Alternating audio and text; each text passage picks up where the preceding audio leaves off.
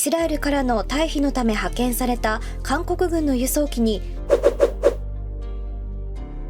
이스라엘이 팔레스타인 무장정파 하마스를 상대로 지상전 강행을 예고하면서 교전 8일째인 15일 현재 가자 지구는 상상하기 어려울 만큼 큰 혼란 상황에 빠졌습니다.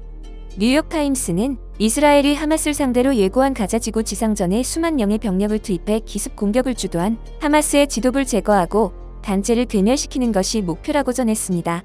현재 이스라엘군은 지상작전에 중점을 두고 전국의 병력을 배치해서 전쟁의 다음 단계를 준비하고 있다고 밝혔습니다. 이번 군사작전은 2006년 레바논 전쟁 이후 최대 규모의 침공이 될 것이라 예상됩니다.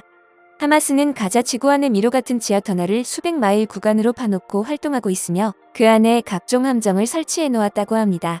따라서 군사작전을 펼칠 이스라엘 기동타격대에는 보병대 외에도 탱크, 공명대, 특공대가 포함되고 지상군은 전투기와 전투용 헬리콥터, 공중 드론과 포병의 어무를 받아 움직이게 됩니다. 특히 하마스는 민간인들까지 인질로 잡아 활동하기에 주민들의 대피가 급선무인데요. 이스라엘이 구체적인 시한까지 제시하면서 대피를 거듭 압박하자 가자지구 전체 인구의 절반 정도인 약 100만 명의 주민이 피난길에 올랐다고 합니다.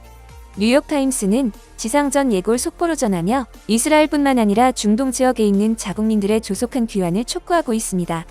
이런 가운데 한국의 교민 구출 작전이 큰 화제가 되고 있는데요. 이스라엘 하마스 전쟁에 대해 매일 업데이트 중인 미국 MBC 뉴스는 14일 날짜로 한국 소식을 전했습니다. 팔레스타인 무장정파 하마스의 이스라엘 공격 7일째였던 지난 13일 이스라엘 관문인 벤구리온 국제공항 제3터미널 탑승구 앞에 커다란 태극기가 걸렸습니다. MBC 뉴스는 이스라엘에서 한국인 등 아시아인 220명이 대피했다라는 제목의 기사에서 한국이 이스라엘에 있는 한국 국민을 태우기 위해 군수송기를 긴급 파견해 가장 먼저 자국민을 대피시켰다는 소식을 전했는데요. 지난주 이스라엘 내 상황이 악화하면서 해외 항공사들은 줄줄이 운항을 취소했습니다. 아메리칸 항공과 유나이티드 항공, 델타 항공 등 미국 대형 항공사는 이스라엘 텔아비브행 운항을 전면 중단했고 에어프랑스, 루프트한자, 버진 애틀랜틱, KLM 등 유럽 항공사들도 마찬가지였습니다. 대한항공도 9일 오후 2시 35분 출발 예정이던 인천발 텔아비브행 항공편을 결항 조치했지만 한국은 현지에 있는 한국인의 귀국을 위해 당일 두바이 노선에 있던 대한항공편을 텔아비브로 급파했습니다. 하지만 이외에도 이스라엘 지역에는 장기 체류 국민 570여 명과 약 360여 명의 관광객이 남아 있었는데요. 문제는 이스라엘에 진출한 기업들의 현지 직원들입니다. 장기 체류해왔던 삼성전자, LG전자, 현대차 그룹 등 주재원들이 현지에 남아 발이 묶여 있는 상태였죠. 이들은 비교적 안전한 예루살렘이나 텔아비브 지역의 방공호 등에서 지내고 있었는데요. 현지 분위기가 악화되는 상황이 파악되자 한국은 가장 먼저 군수송기를 급파했습니다. 이번 작전에 투입된 KC-330 시그너스는 민간 여객기 에어버스 A330-200을 개조해 인원 300여 명과 화물 47톤을 수송할 수 있는 규모인데요. 공군이 보유한 수송기 C-130보다 시그너스의 항속거리가 길고 더 많은 인원을 태울 수 있어 이번 이스라엘 교민 수송 작전에 투입된 것입니다.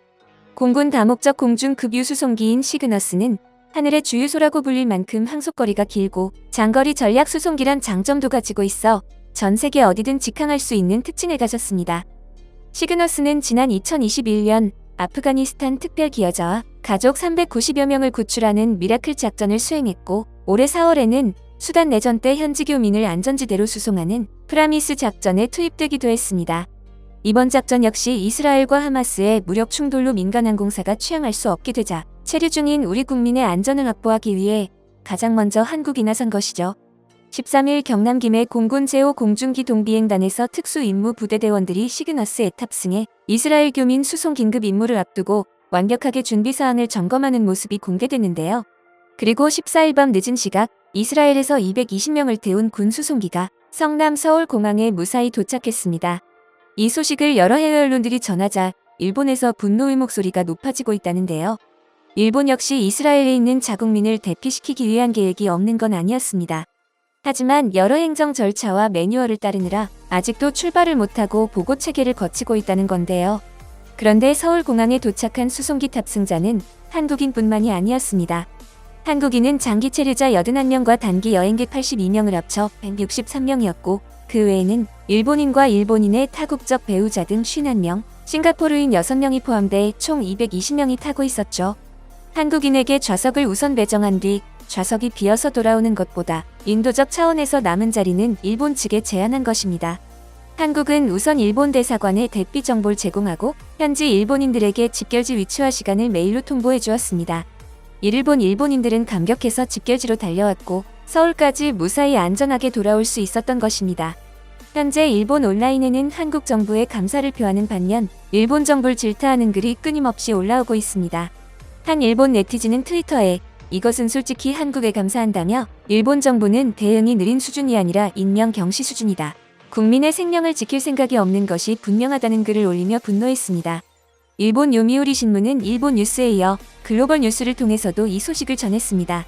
이 기사는 게시 직후 야후재팬 1위에 올랐고 아직도 수많은 댓글이 달리고 있는데요. 일본 네티즌들은 일본은 군사적 위기에 정말약하다. 전투가 시작되는 순간에 자위대를 파견하지 않으면 늦는데 헌법 구조에 묶여있는 일본은 국민을 피난시킬 능력도 없는 건가? 일본은 정말 너무 느립니다. 한국 정부의 빠른 판단력과 행동은 기시다 총리도 본받았으면 좋겠네요. 이번엔 솔직하게 한국 정부에 감사합니다. 일본 정부는 언제나 둔하네요. 분쟁지대에서 자국민을 탈출시킬 능력도 없는지. 아프간 때도 한국이 비밀리에 390명을 구출할 때 일본은 단 한 명을 구출했지. 제발 법정비가 필요하다. 고마워요 한국. 동일본 대지진 때가 생각나네요. 그때도 다른 나라들이 어수선한 가운데 한국군이 가장 먼저 구조대를 파견해줘서 많은 일본인이 구조되었습니다. 반일이라고 말하긴 해도 일본 힘들 때 가장 먼저 도와주는 나라는 한국밖에 없습니다. 정말 감사합니다. 한국인 여러분 감사합니다. 일본은 의사결정이 너무 느려 국제적으로 창피함을 넘어 위험할 지경에 이르렀습니다. 일본이 검토에 검토를 거듭하여 승인 열지하는 사이에 한국은 이미 비행기를 띄웠다. 한국의 국제협력 정신에 감사드린다. 한국 여러분, 일본인의 피난에 협력해주셔서 정말로 감사합니다. 또 한 번 일본 정부의 늑장 대응을 전 세계에 드러낸 격이네요. 일본 정부는 일본인을 지키지 않는다는 의심이 자꾸 불어납니다. 일본인은 자신이 몸을 스스로 지켜야 합니다. 그것이 일본의 현실이다라며 기가 죽은 모습인데요. 한국이 긴급구조 작전에 성공했다는 소식에 15일 일본도 전세기를 이스라엘에 보냈습니다. 그리고 일본인들이 기대와는 달리 자국민 8명을 두바이로 이송했을 뿐이었죠. 한국의 빠르고 정확한 조기 대응은 해외 많은 언론들에 의해 극찬을 받고 있는데요.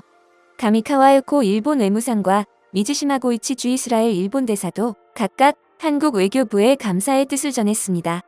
미국 외교 전문 매체 디플로맷의 도쿄 특파원인 다카하시 코스케는 인도적 차원에서 일본과 싱가포르 국민을 탑승시켜준 한국 정부에게 솔직하게 감사하다라고 말한 뒤 일본의 위기관리 능력이 재차 추궁당하고 있다.